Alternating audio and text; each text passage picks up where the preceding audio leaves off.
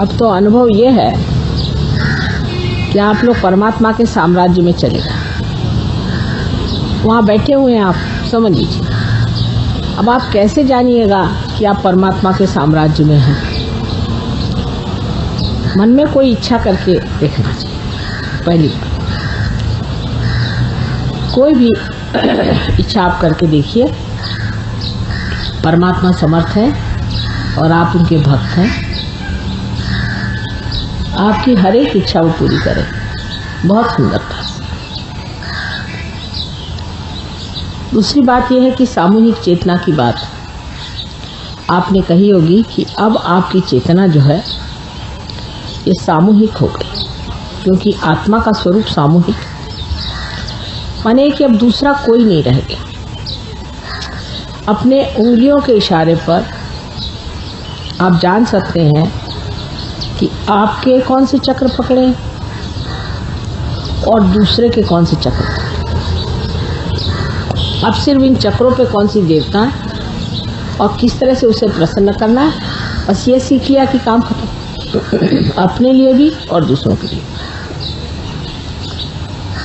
तो सिर्फ आपको जो करना है वो ये कि महसूस करें अपने उंगलियों को। अच्छा, एक छोटी सी चीज़ सोचें कि हम लोग हैं यहाँ, श्री गोविंद जी का मंदिर है ना। ये पूछिए कि माँ श्री गोविंद जी जो यहाँ पर विराजते हैं ये स्वयंभू हैं कि नहीं? ऐसे हाथ करके पूछिए।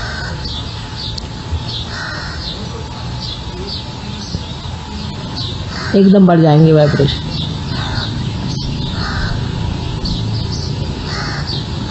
तरह तरह की सुगंध आती है, तरह तरह की। हाँ, बढ़ गए।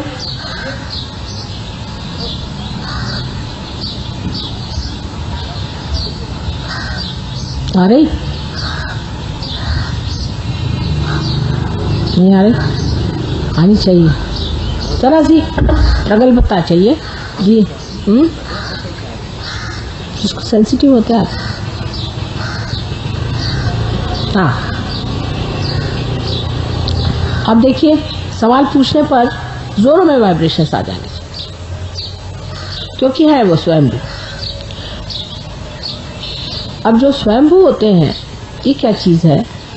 ये पृथ्वी तत्व ने विशेष रूप से बना करके, क्योंकि पृथ्वी तत्व में भी इंटेलिजेंस है, शुद्ध बुद्धि है, और उस शुद्ध बुद्धि से उन्होंने ये सब इस तरह के आकार प्रकार बनाए हैं जो इस संसार में अकस्मात निकल आते हैं। और जब आने के बाद उनमें से जो चैतन्य बहना शुरू होता है उससे सारी सृष्टि को वो पवित्र रखती है। जैसे फूलों से वो सुरभित रखती हैं जिससे सुगंधित रहता है, उसी प्रकार हर युग में ये पृथ्वी तत्व में से ये विशेष आकार प्रकार जो है निकल आते हैं। अब ये सही है कि नहीं, ये कैसे जाने? क्योंकि आत्मा जो है ये संपूर्ण एब्सोल्यूट। इसका उत्तर जो है वो आप पूछें किसी भी चीज के लिए, क्या ये स्वयंभू है? किसी इंसान के लिए आपको पूछना हो,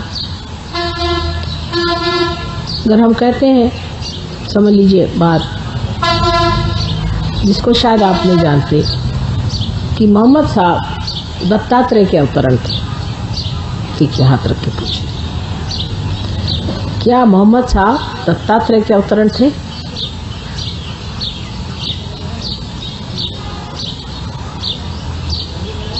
चल पड़ा, बढ़ गया। अभी आप आज आए ना, तरह से प्रगल्भता चाहिए, सेंसिटिविटी, संवेदनशीलता जरा बढ़ने पर एकदम, अब जो है वो सबके हो गया। देखिए अब बढ़ रहा है,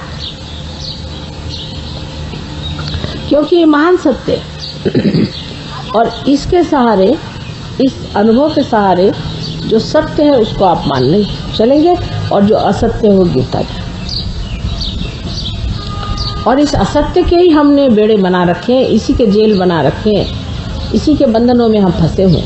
ये असत्य अपने आप रहने लग जाता है। जब आपका आत्मा जागृत हो जाता है तो आपके सामने सत्य प्रकट होता है। आप सत्य को जान सकते हैं कि सत्य क्या सत्य। अब आप देखिए कि किसी किसी गुरुओं के लिए हम कहेंगे ये ठीक नहीं, किसी के लिए कहेंगे ठीक है, पर ऐसे भी लोग जो अच्छे गुरुओं के पास गए उनकी कुंडलिनी रुक जाती। तो आप कहिएगा कि माँ रुक क्यों गई? उन्होंने रुका दी। समझ लीजिए शिरडी साईनाथ के आप शिष्य हैं, वो तो थे ही दत्तात्रेय, कोई बात नहीं, फिर उनके शिष्यों की क्यों कुंडलिनी रुक गई? वजह ये कि वही कहते हैं कि पूछो कि माँ क्या आप ही हो सत्य साईनाथ बाबा? सत्य नहीं, साईनाथ बाबा शिरडी के जो सही वाले असली है वही आप हो? ये सवाल आप पूछो। आप शिरडी के साईनाथ हो?